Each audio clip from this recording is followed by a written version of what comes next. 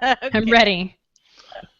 And we're live. All right, so we have some video. I'm going to record now, also audio. Shabbat shalom. That's my name. Don't wear it out. Right. And Bryce, you're recording your audio right there. I am. Yeah. So it feels to me like we could just start a show. Are you saying that we... I was born ready. Oh, excuse me. That was a good check, by the way. What was I saying? Bryce, what was I saying? Oh, you were saying... I was born ready. Yes. All right, and with that, I'm going to logo. Good luck, everybody. Have a good show. Thanks.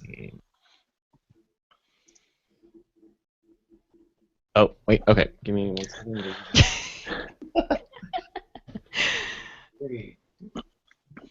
This podcast is made possible by listeners like you at patreon.com/acedetect. Offer void where prohibited. Your mileage may vary. Product may contain nuts. This is the Daily Tech News Show for Monday, August 17th. I'm Veronica Belmont. Tom Merritt is out on assignment this week, and I am joined today by my fabulous friend, Mr. Roger Chang. Roger, how are you? I'm good, a little warm, unseasonably. Actually, no, it is seasonably warm. It's not unseasonably warm, it's seasonably warm. It's seasonably warm, unseasonably... It's just I don't hot know what the today. word would be for. We're not used to this in San Francisco. No. We're not No. good with the temperature and the humidity and the whatnot. But yeah, it's been really warm. Hopefully you guys are comfortable wherever you guys are out there in the world. Missing Tom Merritt, but yeah, he's going to be gone all this week, so we're going to have a great list of hosts for Daily Tech News Show and special guests. We might even try to start a cooking show, unbeknownst to Tom. Tom doesn't know this. No. Tom loves surprises, I'm sure. I'm sure he'll be one of the dishes we make. All right, well, let's jump right into the headlines. The New York Times published a long article this weekend detailing some of the hardcore workplace policies at Amazon.com. According to sources, Amazon workers are subjected to purposeful Darwinism and are encouraged to tear apart one another's ideas in meetings, work long and late, and send secret feedback to one another's bosses, which employees say is frequently used to sabotage others. The article also reports that some workers who suffered from cancer, miscarriages, and other personal crises said they had been evaluated unfairly or edged out rather than given time to recover. After the article was released, Amazon CEO Jeff Bezos sent a memo to his workforce saying, "The article doesn't describe the Amazon I know or the caring Amazonians I work with every day." Bezos asked his employees to report any examples of the abusive culture described in the piece to human resources or directly to him. He gave his email in the memo as well. We'll be talking more about this in our discussion session later in the show. Although I will say, for anyone who wants to, imagine Montgomery Burns from The Simpsons saying, "This article doesn't describe the Amazon I know or a caring Amazon." It's like, I have literally an arm length worth of stuff to verbiage on. All right. TechCrunch is reporting that Google's next version of its Android operating system is called Marshmallow. The most recent update to Android 6 developers mean that the next version of Android is almost ready for consumers, but doesn't have a release date just yet. And the Daily Tech News Show predicts a sudden wave of clever marshmallow puns, metaphors head into your RSS feed starting right now. I have a feeling that things are going to get a little sticky around here. It's begun. Yes. The Verge may have stumbled upon a leaked photo of what might be Google's revamped Nexus 5. Google was rumored to be working on new models with partners Huawei and LG to make 2 new Nexus smartphones. The picture, which first surfaced in the Nexus Indonesia Google Plus community, shows the LG logo on the back of a white Nexus device. The back also features a camera lens and a circle that looks to be the rumored fingerprint scanner. No date has been set for either phone. What do you I want think? a new phone. And I always wanted the Nexus 5 and they discontinued it. And then they brought the Nexus 6. I was like, oh, this is going to be cool. And then I saw the size of the Nexus 6. It's like, no, it's totally not what I want. I honestly believe there is a kind of an optimal size for a smartphone because, at least for guys' pants, you can kind of put it in your pocket and not have to worry about it. So much of this is tempered by the size of guys' pants. It is. As It's is much in the world. Size does matter. All right, Apple Insider reports that OS X there's another OS X 0-day raised Woo! privileged exploit that would allow an attacker to gain root access without using a password. The exploit was discovered by Italian developer Luca Todesco, who used a combination of attacks, including a null pointer deference in OS X's I/O kit, to drop a proof of concept payload into the root shell. He basically used this to show people this is possible. Tedesco did not disclose the problem to Apple before sharing it publicly early Sunday, a move that many security researchers condemn. Now, all versions of OS X Yosemite, which is the one I'm running, are affected, but the problems seem to be mitigated in El Capitan, which is the next iteration of OS X. Well, that's good, but that's still a ways out. So. And so, I mean, this is the thing with security flaws, is that you need to be responsive to it, especially when you have a huge user base that, you know, for some reason or another believes that they're invulnerable or perhaps a low moving target. Now, this is not to say that there's an actual exploit out there floating around. This is just a demonstration of what could possibly be happening. So don't freak out just yet. But you know, as most things, be careful what you download, and don't go wildly clicking on buttons like my dad does, which involves me remote desktoping and undoing everything he's done.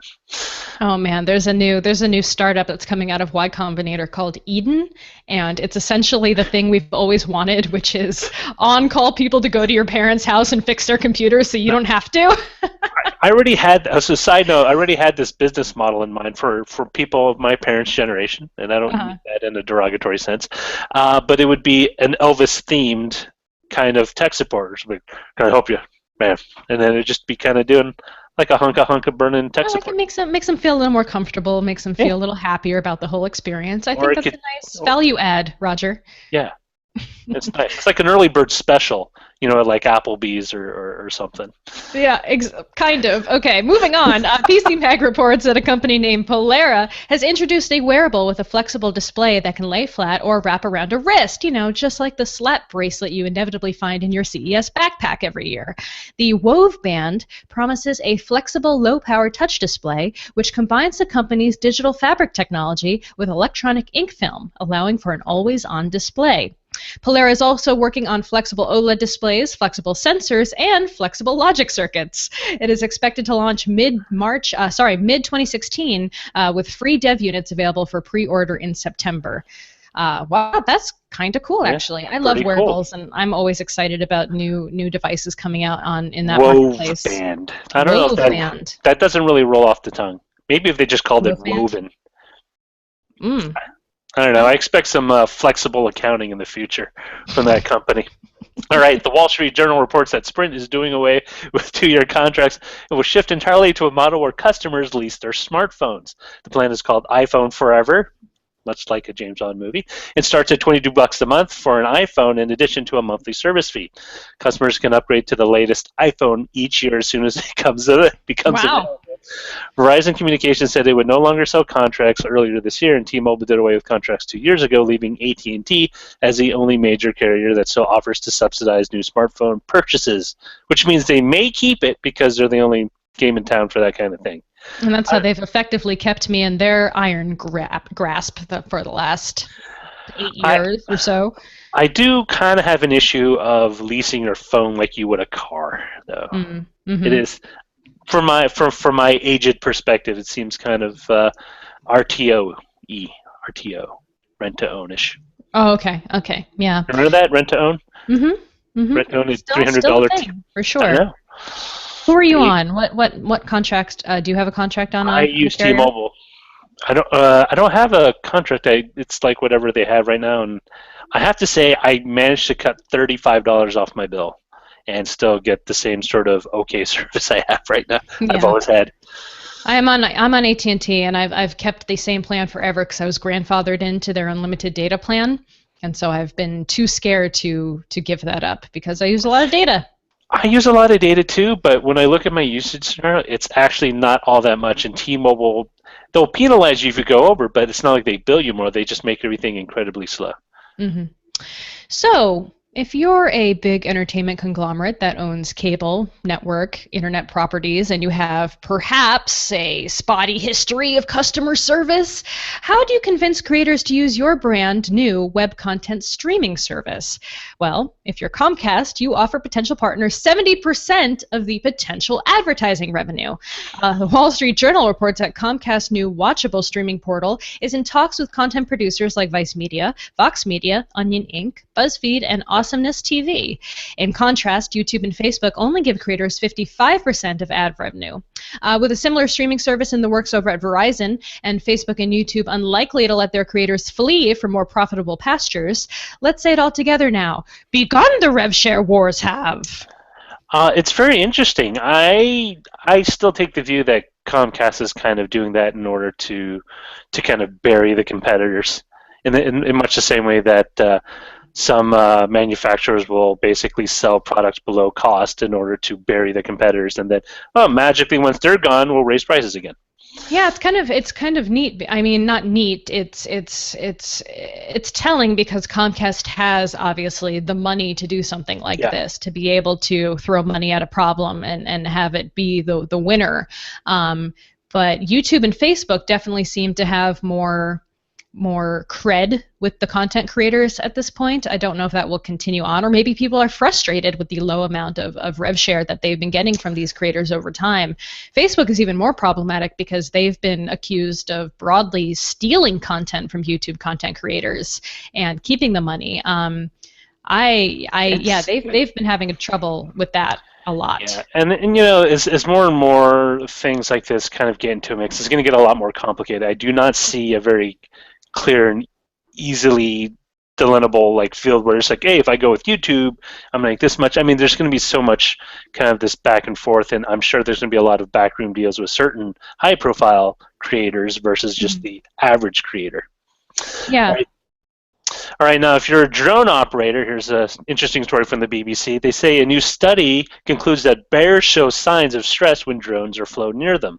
Researchers at the University of Minnesota put health tracking collars on 6 bears and measured data during 17 drone flights. The heart rate of all the bears increased when drones flew within 20 meters of their location, and although the bears did not usually display a strong behavioral response, like attacking the drones or running away, to the airborne observers, reaching up and backing them out of the sky with their massive bear paws, it did indicate that they were stressed, and they usually tell that by heart rate. Unmanned aerial vehicles are useful for wildlife researchers, so the study concluded that the more research is needed to see if bears get used to drones over time.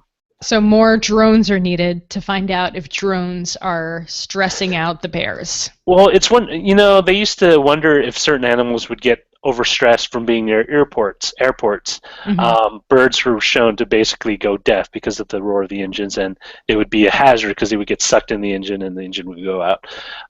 This could be one of those things where we need to give it some time. I'm sure when bears first saw the first railroad come through in a train, they were freaked out. It's like, what the heck is that? Yeah, but I feel like with the drone thing, I feel like we're going to get more amateur drone photography taking place in these previously unpopulated areas where bears perhaps, kind of go to chill out. I don't know. It is. I mean, definitely. I worry about the bears. Well, it's wildlife in general. I think people underestimate the amount of annoyance that people cause toward wildlife. It's the reason why the U.S. has a law against being too close to sea lions or other sea mammals, because it can cause them distress. You don't want you going around poking them. Right? Oh, look, I can poke a whale. It's cool. It's like, no, you leave them alone. Mm-hmm. So yeah, leave them alone. Hey, you know what else shows signs of stress when drones are flown too near to them? Firefighters. Yes. The Vancouver Sun reports that a small drone entered the airspace above an unconfined wildfire near Oliver, British Columbia on Sunday afternoon, grounding the entire fleet of firefighting aircraft. It took about 5 hours to get the 8 helicopters and air tanker team back in the air, forcing members of the Oliver District Fire Department to climb steep, rocky hillsides with hoses in their hands. So, just a reminder, if you have a drone and there's a fire burning nearby, land your drone. Just land your drone. Hold on, I'm going to say it one more time. If you are flying your drone near a wildfire, land your drone, and just for the heck of it, call the fire department. You know, if you see a fire with your drone, land the drone, call the fire department, let the professionals handle it. You don't need photos of the fire more than the firefighters need to put the fire out. I think that's the moral of the story here. It might be one of those rules of the road, like, when you're in a car and you're driving, you see an emergency vehicle coming up behind you and you hear it, you pull over to the right and you let them, let these people do their job, and especially in a case where you have a natural disaster or a forest fire, it's doubly so. All right, Saint71398 sent us the news that IBM and Kakano, and then now the news from you. That's what I should have said. Here, want me to? And now the news from you. All right, and as we know, we get many of our news items from Reddit, and they are picked for us by you, the viewers, as well as Reddit followers. And user ST71398 sent us the news that IBM and Canonical have announced they're teaming up to put Ubuntu Linux on mainframe hardware.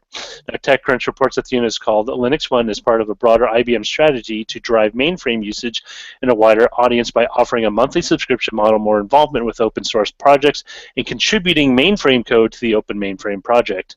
The new mainframes come in two flavors, both named after types of penguin. The first is called Emperor and runs on the IBM Z13. The other is a smaller mainframe called Rockhopper, designed for a more entry-level mainframe buyer. I'm trying to picture that. Is that like a regional bank? IBM lands between 10 and 20 mainframe customers a quarter. Canonical and IBM have previously worked together on the Open Power project. It's very interesting because for the longest time, people thought that IBM would totally move out of the hardware market altogether. Now, they did move out of the PC market, but IBM always made a bulk of its money on its business-to-business stuff, and people thought they were just going to go pure service. But so this is very interesting that they still want to kind of flog IBM-originated hardware. I mean, it's great. Very interesting stuff. Well, thank you very much for submitting those over on the subreddit, and that is the headlines. All right, moving into our main discussion story today. It was really quite a big piece of news this past weekend. We don't typically get stories like this kind of happening on the weekend, but it was a buzz on social media everywhere. The New York Times published a piece called Inside Amazon, Wrestling Big Ideas in a Bruising Workplace, and this was written by Jody Cantor and David Streitfeld. It's really generated a lot of discussion around the limits that a company the stress that a company puts on its employees in order to succeed, and what a culture like that does to affect the work-life balance of the people working there. And Jeff Bezos responded to this kind of flat out, being like, hey, everybody, here's this article, read this, and let me know if you're experiencing any kind of these issues, because as we mentioned in the headlines, there have been reports of people getting in trouble for not being able to complete work after going through serious illnesses, family emergencies, miscarriages, workers kind of fighting each other and going onto the phone system to lodge complaints to their superiors about their coworkers without giving their coworkers a chance to respond. Things like having to respond to emails after hours, and if you don't respond to that email, getting a text message from your manager being like, why you no answer my email? Go ahead, Raj. Well, let me first say that, I don't think it's a particular issue only to one that's an Amazon-specific issue. Not confined to Amazon. Yeah, not confined. And I think you remember, at least like 8-10 years ago, there was that letter that a wife of a EA programmer posted about the working conditions at EA for like creating a game. And in many ways, they're very, very similar in that it's a very kind of results-oriented culture. I will say that I find Bezos's reply a little passive-aggressive. You might not see that way, but I do. It just is, well, it's not the culture I'm aware of. And I think it's very interesting because I think there's two things at play. There's one, to make a very successful business, but also to create a work environment where people want to come back over and over again each day. It's like, oh, I want to go back to work because I really believe in this company. I really believe in the things they do. And at least from the article, there were some very troubling things in that they have an annual culling. Like, they purposely cull out. It's like, well, these are the weaker members, and we need to cut them off and bring on fresh fresh blood. This was that was an interesting piece, especially because it said that was what was written in the article. And then we had a response via LinkedIn from a current employee, a manager at Amazon, who said, no, the culling does not happen. I'm a manager. I take care of employees. You know, he's kind of like a mid-level manager. I've never heard of this. This does not exist. And then New York Times came back with another response being, no, we talked to people at Amazon who went on record saying that this exists. So, I mean, I understand like a business has to kind of look at its employees and to protect their bottom line, potentially get rid of the people who aren't performing. That's what working at a company is, right? I mean, you said a culling is very bad, but maybe the word a culling is very bad, but is that just good business practice?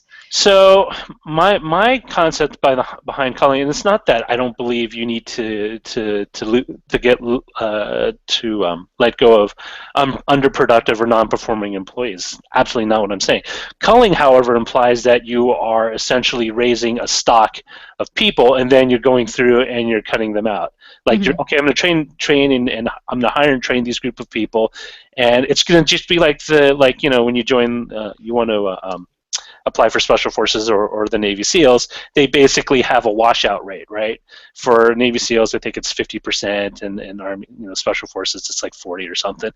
The whole idea, of course, is that as you go through it, you're just kind of letting go people, and just keeping the cream of the crop. Now, I can see how that. What do they call it in the Hunger Games? The is this a what's the thing? Oh, it's exactly like that. It's exactly like that. But I don't think this is like this. To me, this sounds more like trimming the fat. Well, but my argument then is you have bad hiring practices to begin with, and you don't have a clear idea of who you want or what you want, and you're just hiring in order to fill spots and then whittling away because you didn't do a good front-end hiring job in the first place. And I've seen this firsthand. I've worked at more than a few companies where I've seen managers make really bad hiring decisions based on some, I would say questionable parameters. This person's a great writer. They write, so well, it's great. Writing is like 2% of their job. That's not what we need them for. And so I think, it does speak to a particular mentality. And I'm not sure if Bezos is this kind of person, but it really does sound like a type A kind of company. If you're a type A person, you're competitive, you got your game face on, you're ready to play every day 24/7. That's the kind of. Let's think of it in terms of corporate culture at any large tech company, or really, frankly, at any large company. Period. So they are a hugely successful, profit-driven, customer-oriented business. They're what? Like, what? Well, no. Are you talking about Amazon or just company in general? Amazon now. And so, of course, they're out there trying to hire the best and the brightest. It's hugely competitive in this field. There's lots of companies that need smart people working for them.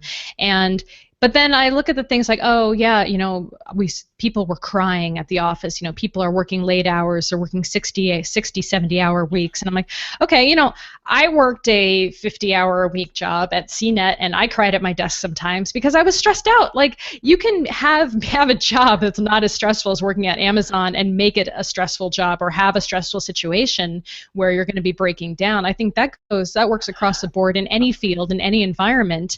I don't think Amazon is unique in this situation. I definitely don't think Amazon is unique. I think it definitely is a kind of it is a corporate culture that's kind of risen up over subsequent decades of we need to always succeed. We always need to be the number one. We need to be at the top.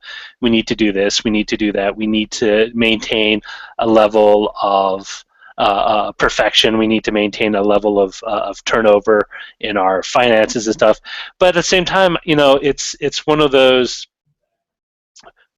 I kind of sound like a weird liberal lefty, which I'm not by any stretch. Is that this kind of growth? You're forever trying to meet growth targets, right? The only way you're successful is the company's growing, and it's not something I particularly agree with. People used to, and the thing to understand is Amazon is a retail business, right? I mean, it is a tech business, but ultimately at the heart of it, it's a retail business. It's in the business of selling things to consumers. And for the longest time, people said, you need to be the Walmart.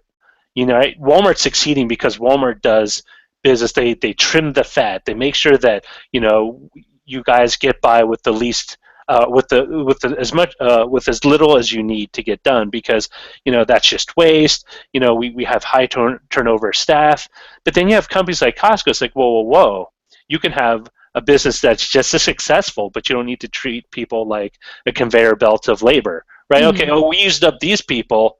It's fine. We got 500,000 more beating down our doors to be one of our cube farm things. The other thing that I want to say is that this probably doesn't apply across the board. People who work at different parts of the company, like for example, people who work in accounting aren't the same people who work in the warehouse, or the same people who work in creative, who work in marketing. These are different areas. Some might be better, some might be worse. So I would say I wouldn't brandish or you can talk to you can talk to employees at any big company, whether it be in tech or any other industry, and you will get different stories depending on who and when you talk to them. I've heard the culture at Amazon has greatly improved in recent years, and maybe some of these responses are from employees who are no longer there. And there's a lot of employees who are speaking about this particular article saying none of this is true. Others are saying, yeah, some of this is true, but not all of it. It was kind of put in a bad light. And others are saying, if you don't like it, then this isn't the place for you. Yep. There's other opportunities out there. This is what our corporate culture looks like. This is how we function in order to succeed, and it might not be for everyone. Yeah, and it's not something like I would say like that Amazon is evil for doing it. That's their culture. I can also see the reverse. I mean, during the 80s, IBM and GM were accused of being too bureaucratic, too government. They had multiple layers to make sure that everyone was taken care of, or all the issues were addressed, and that really kind of slowed the way they did business, because now you had to meet with 5 people instead of 1. I don't know. I mean, it's not at least the Amazon that's described in the New York Times article is not a place I would want to work at personally, but I have worked 60, 70 hours easily. For next to nothing, because there was a desire to push forward, to kind of like, I have my hands on something important. I want to make it the best it can be. And, if it means I'm working, from 9 o'clock in the morning until 11 o'clock in the evening, so be it. I'll get it done. Well, if you're passionate about it, then it's worth the time put in, right? But I will, sorry, I want to add one thing. I was very, very fortunate to work at the places I've had, because I've had managers that have had people who were managing me who say, like, look, you got some vacation time, you should probably take some vacation time.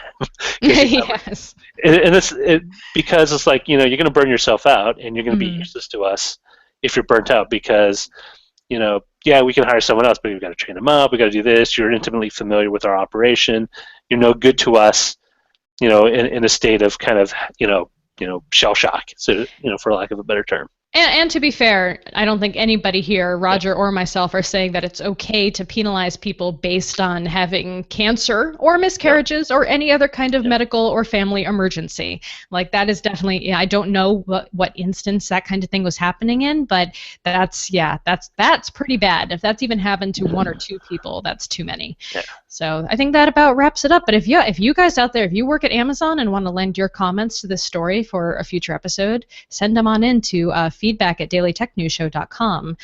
Would love to hear what you guys think about that. But let's jump into our pick of the day. Our pick of the day comes from Jason Cotting in Sandy, Utah. Love Sandy, Utah. I have been there. This is my pick for a driving app. It's called Car Home Ultra. Not Harm. Car Home Ultra. It presents a new home screen on your phone when it connects to the car's Bluetooth. This, in combination with my CD-mounted phone holder, gives me a great and safe interface for my phone while driving. Now my phone presents big buttons, so I can minimize distraction to no more than operating my radio. I use it mostly for listening to podcasts and music. Dev is very responsive and has added a couple of features I requested. Things I like about Car Home Ultra. Assignment of buttons such as Tasker Tasks, Media Control, Fast Forward, Rewind, Play, Pause, One-Touch Navigation to get home, Individual Contacts for phone dialing, One-Touch for sending my wife an SMS that I'm headed home.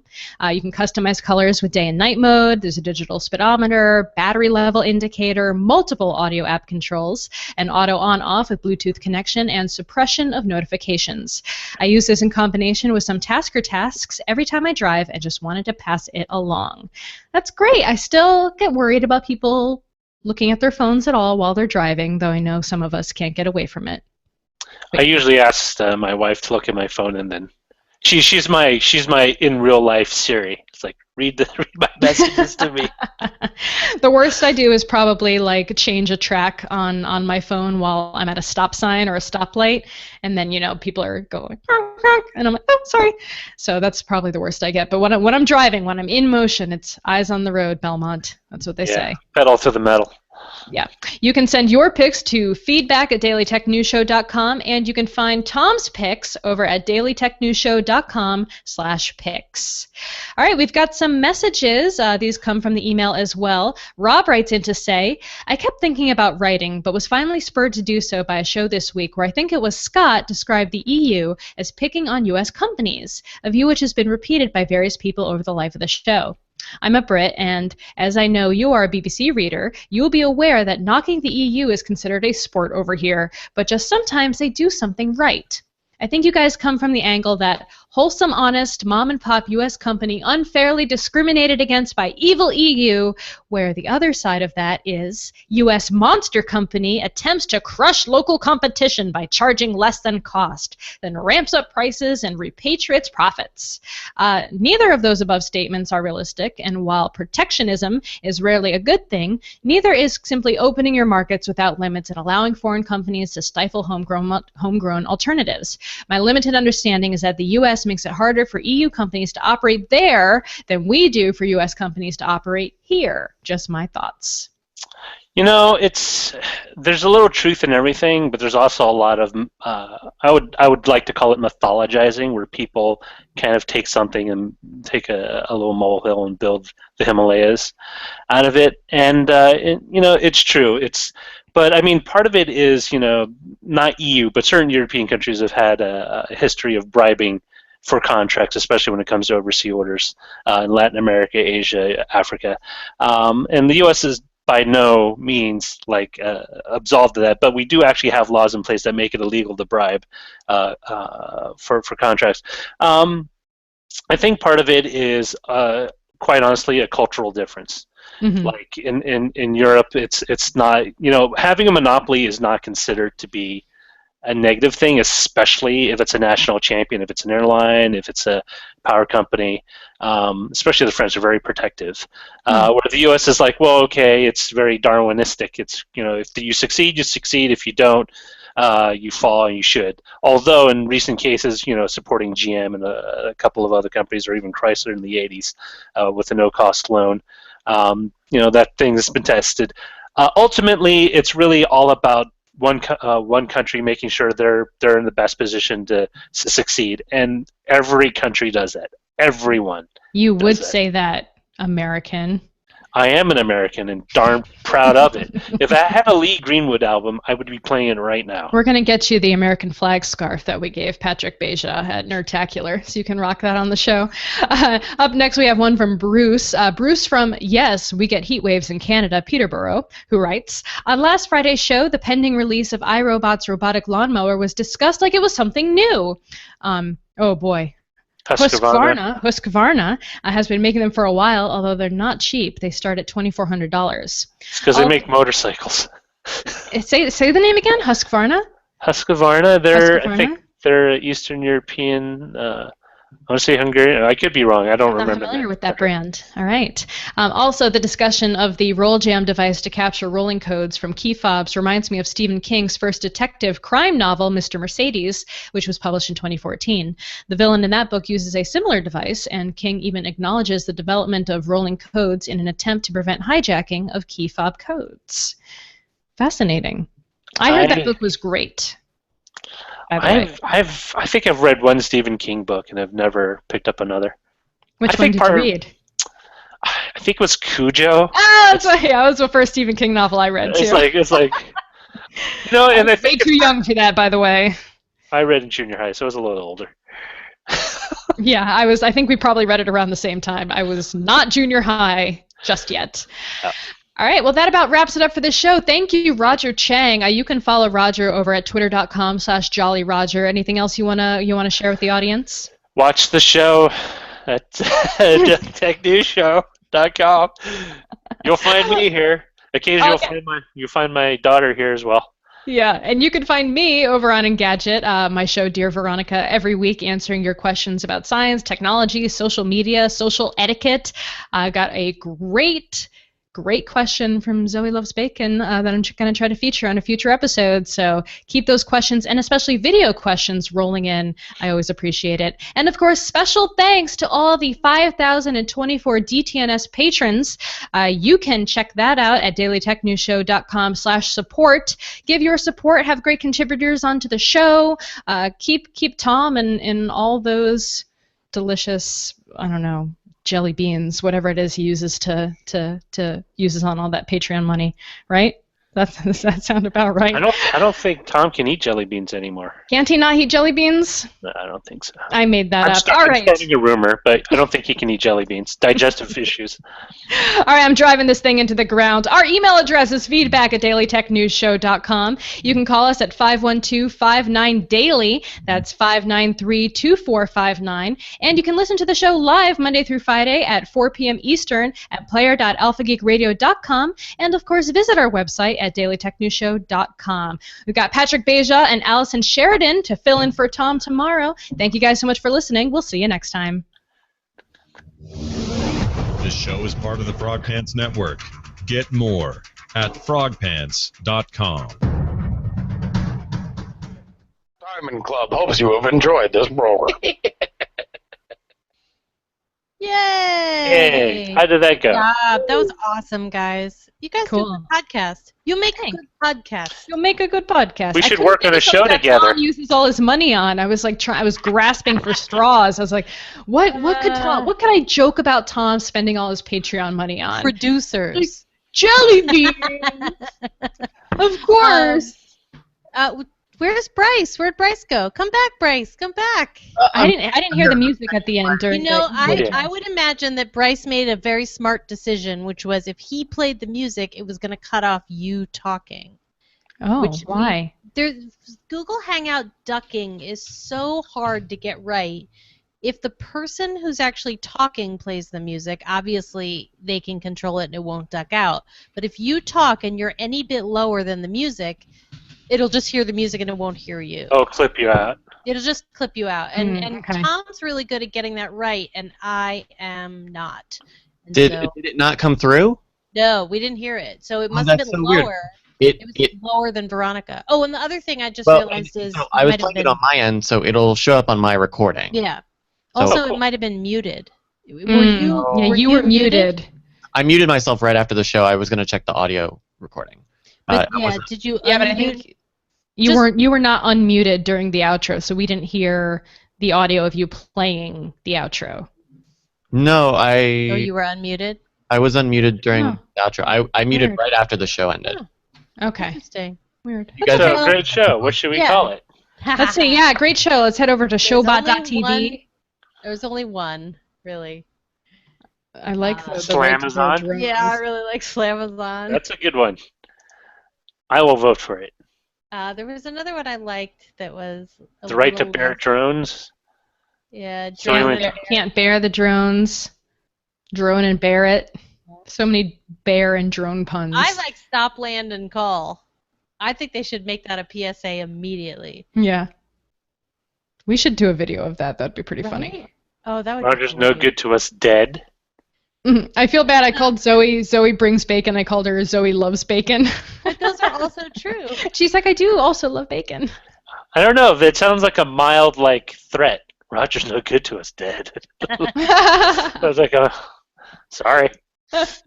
Attack of the Amazon.com. Looks like it's going to be Slamazon. It's just going to be Slamazon. Glamazon. Jenny has spoken. Yeah, so Bryce, holler at me with any issues you might be having with the publishing. Okay. Let me go into all that. Take your time. We're not in any rush. I have to be here till 9 o'clock tonight. So. Is there anything else you need from me? I'll do the standard stuff I do. Okay, awesome. Hey, do you want to do the video stuff? Would Yes. that be okay? Yes. Okay. Oh, great. You can do that. But the video from YouTube. Yeah.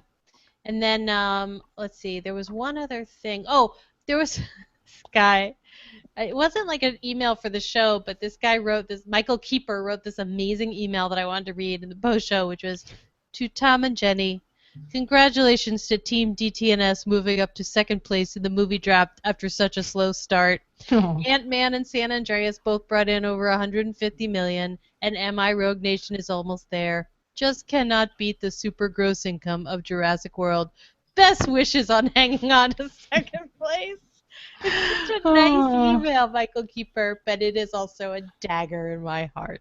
Yeah, You're taking this pretty hard, Jenny, I gotta say. I always do. Because, like, last year, here's why. Here's why. Last year we had 4 movies, and everybody was like, you can't win with 4. And we were like, watch us. And then we came in, like, 4th. Here we had the opposite strategy of, like, picking up all the leavings after people were, bid themselves out on Ultron and Jurassic World, being like, we're just going to have a great slate of 7 movies and blah, blah, blah. And then we still came in second. So we can't quite get it right. You can't beat dinosaurs. Dinosaurs are hard to beat. You can't. I mean, really, Jurassic Dinosaurs World is are this bad to beat. generation's Jurassic Park. And if they don't beat you, they eat you. So they win anyway. They win no matter what. Yeah. Yeah. That should be the title for the show. If they don't beat you, they eat you. Yeah. I actually think you should contact a fire department, Veronica, and do a PSA, a real one, for drones, because this is ridiculous. It upsets me so much. This was an article I read about a couple of weeks ago, actually, that this has been an ongoing issue because the helicopters can't land. They can't even fly in the airspace where there's a drone because if they hit the drone, they're going to crash. Yeah. So it's a big problem. It's I don't think people understand that aircraft have a very wide buffer in order to deal with not unintended but unplanned for emergencies, and it's not like a car, right? You just can't pull over to the side of a road. You can't pull over to a nearby cloud and wait for something to clear up. Yeah, you can't just sit on the cloud. So it's people need to understand that it's like, oh well, I'm not doing anything. Well, you might not be, but it's still a risk, especially in an area with hot rising air. People don't realize that when you have heat like that, it actually funnels air up, and if you have a drone nearby, it could get caught in an updraft and fly. And you can't control it anymore, and that goes right into the chopper blades. There was recently a fire on the 5 that was actually able to jump the 5 because all of the things were landed. It burned up cars, and it's just like, it's so irresponsible, and it pisses me off so much because, like, I've covered so many damn forest fires where people are burned out of house and home, and it's obviously only a matter of time until it's not just some unincorporated wilderness, but it's like the Hollywood Hills, I mean, it's also, there's a lot. It's not. Not to say that people aren't important, but there's wildlife. There's a lot of things that get affected by, especially by man-made fires, which are not the greatest thing for anyone. But yeah, I mean, really, it's just being responsible. Yeah. It might take a culture of people beating some sense into their fellow drone operators. Like, dude, that's not cool. It's just not cool, right? Yeah. Like it's like kids with, I say kids, but these are adults doing it. Or swatting. That's like the most irresponsible thing to do, and it's just like, how old are you? Yeah. Like, They don't think about this stuff at all. It's very frustrating because it's, Jesus Christ, we're in the 21st century, you're still acting like a bunch of cavemen. Yeah. All right, well, you guys are awesome. Thank you so much. It's such a good show. What a great way to kick off the week. And thank you, Bryce, for doing the tech, which just made my day so much better. Oh yeah, you're welcome. Yeah. Awesome. Thank you That's all. awesome. Thank you. I wish me luck on getting my gaming PC back. If you have any problems, give me a call. All right. Talk to you guys soon. All right, bye. And then we can stop the broadcast. Okay, goodbye, YouTube. Bye, YouTube. Bye.